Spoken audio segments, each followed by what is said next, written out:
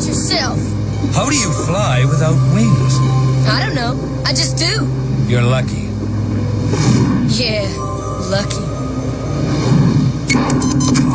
Dr. Adler, Herr Worthington. I came here to warn you, Doctor, but it looks like I'm too late. Rest, my slaves. Increase the power.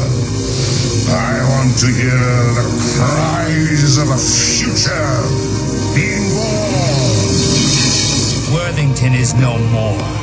Now there is only Archangel. Hey there, fans. Welcome back to another toy review. Today we've got the incredible Angel in package. Now this is Hasbro's first Angel action figure, if I'm not mistaken. I do remember having the Toy Biz Angel action figure, which is pretty cool. So this I'm looking forward to this. Now this is his classic, I would say it's not his first appearance costume, but I think it's like the X-Men classics, like when the second wave of mutants like Wolverine, Storm, Nightcrawler, Colossus, Banshee, and Thunderbird came into the picture. He had more or less this outfit. Kind of mixes between the blue and the red sometimes that I've seen it. But as you can see here, we've got the package, we've got the character in the package, we've got some accessories, right? Looks like we've got an alternate head, we've got the wings obviously in the back, and we've got some alternate hands. So let's take a look at the package. Nice illustration here on the side. Warren Worthington III, and then we can see right here on the back, again, illustration. We've got some information here in the back, and it basically tells you a little bit about our man Angel here, and that's about it. You know, again, same thing here on the side. Nothing big. The logo at the top, the mumbo jumbo at the bottom with the UPC code, and that's about it. Let's go ahead and open him up and take a look and see how he looks.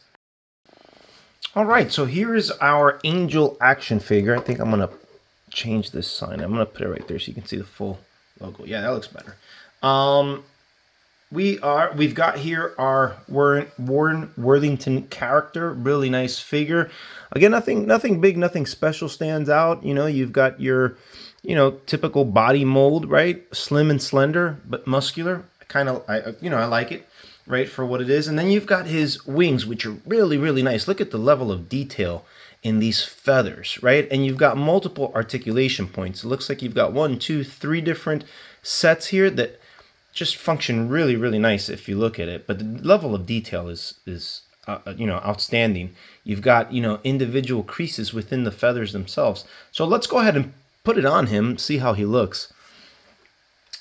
I really enjoyed, like, if you guys, again, going back to the 90s X-Men cartoon, right? If you guys, you know, remember watching that, or if you've seen it lately, you know that the Angel and Apocalypse are intertwined story-wise with one another, and they're both biblical references, right? Obviously, when you have an angel, right?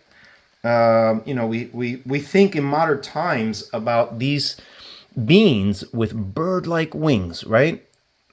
Now, we're going to probably need a stand because those wings are heavy.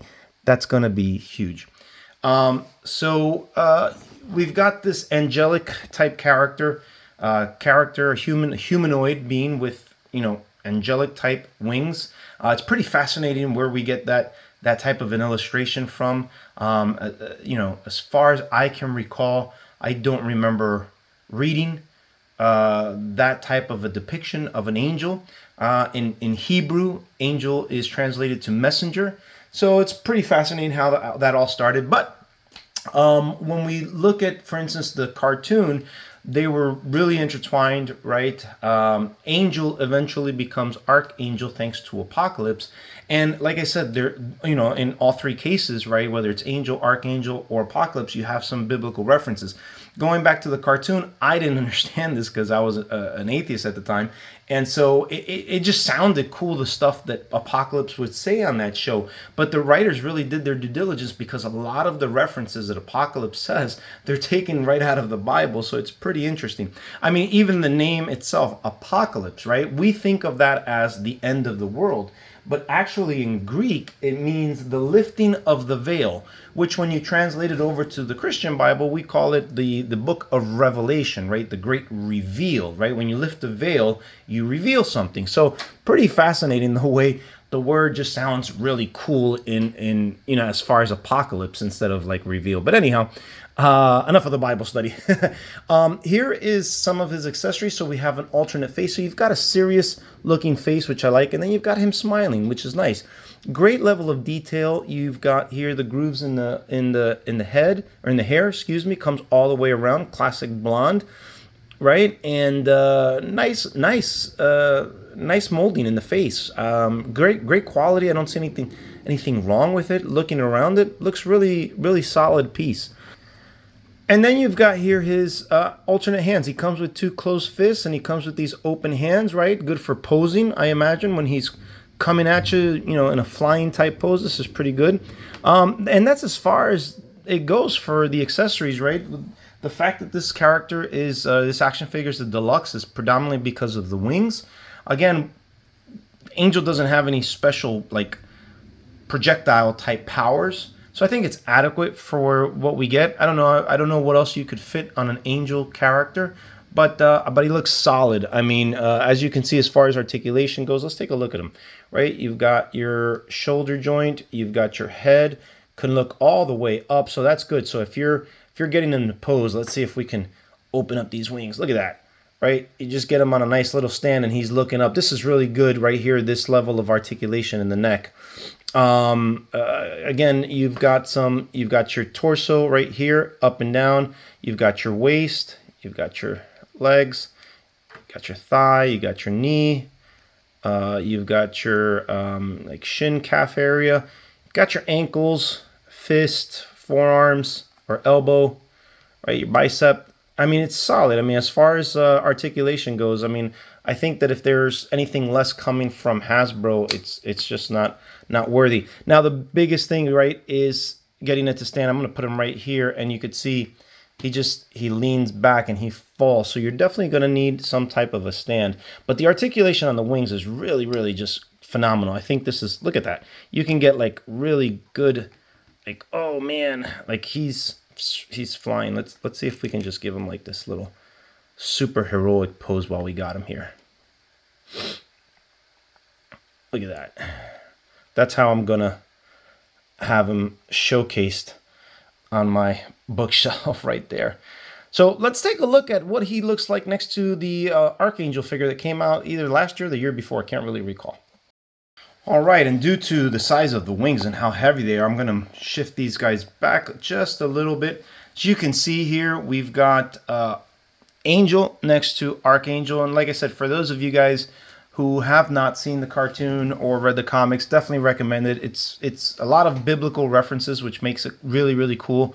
You've got the angel, and anybody who knows, you know, a little bit about scripture, right? You've got 2 different sets between what an angel is and what an archangel is. You know, you got your archangels like Michael and Gabriel, right? And so what's cool is the transformation that happens in the cartoon. Angel thinks that he's going to get himself cured from being a mutant, you know, using this machine that Apocalypse created. But what it actually does is it turns the mutants into his slaves. And what happens is Archangel goes through this transformation where his wings get cut off. He gets these metallic wings. His skin pigmentation changes from white to this blue, and he actually becomes one of the 4 horsemen of the Apocalypse, which is again a reference to the Bible. And if I'm not mistaken, this character's name is Death when he first joins, and then obviously he gets freed, thankfully, thanks to the X-Men, comes back to his normal senses as Warren Worthington, and from that point forward goes on to become the Archangel.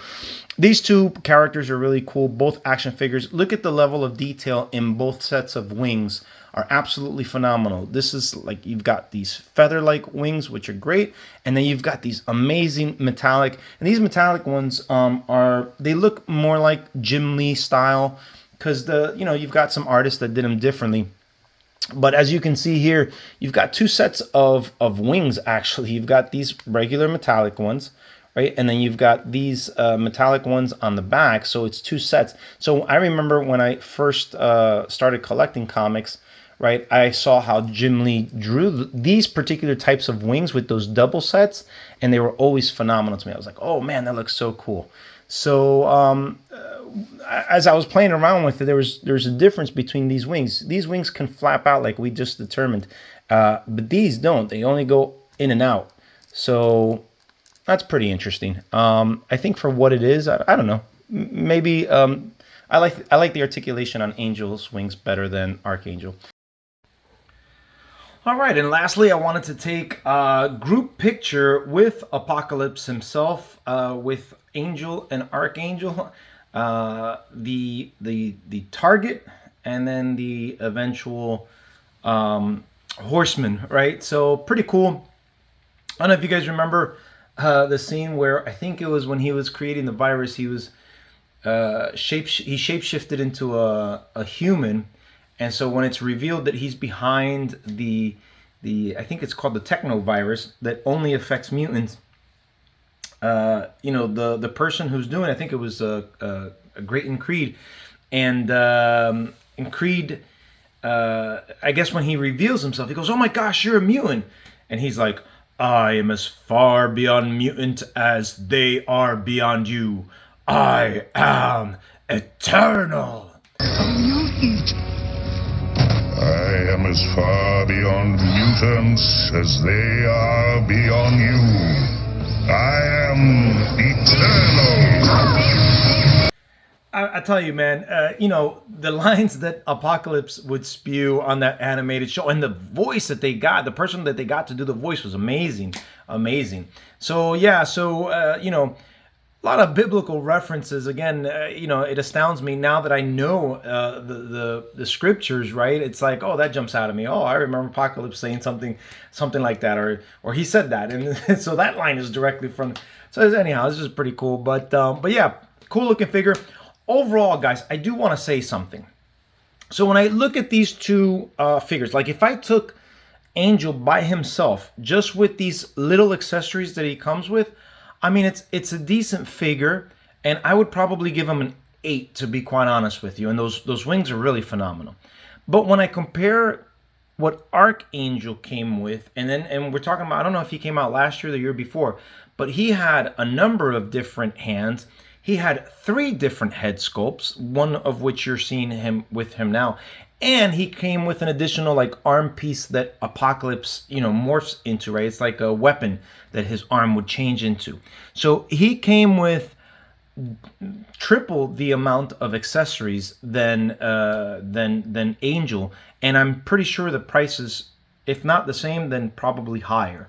Which in that regards, as far as value goes, it kind of brings it down for me, to be quite honest with you. So overall, I'm going to give the figure, as a figure alone, I think it's good. It's 8, but due to the lack of accessories in comparison to Archangel, I'm going to dip this guy down, and I'm going to give him a 6 or 7. I don't think he deserves a 6, but you know, I mean, arguably somewhere in between there. It's definitely, especially with the way the economy is right now, everything's so expensive. You know, again, it's one of those things where when in order for them to leave the prices the same, they got to give you less. But then you're essentially paying more because you're getting less, right? So it's just one of those things. But anyhow, but nonetheless, if you're okay with how things are the way they are, then you're fine to pick it up. I actually don't. I actually would not. Like if you are into collecting and you know, you're obviously a completist, I wouldn't say don't pick it up. I just want you to know the difference in the cost, right? You are going to be paying technically more, right? Maybe not more as far as dollar for dollar, but you are paying more in the sense that you are getting less product for the same amount of price. So, but nonetheless, good solid figure. I like it. I enjoyed it. Guys, that's it. That's all I have for you guys. Thank you so much for joining me. I'll see you guys on the next toy review. Till all are one. Peace out. Bye-bye.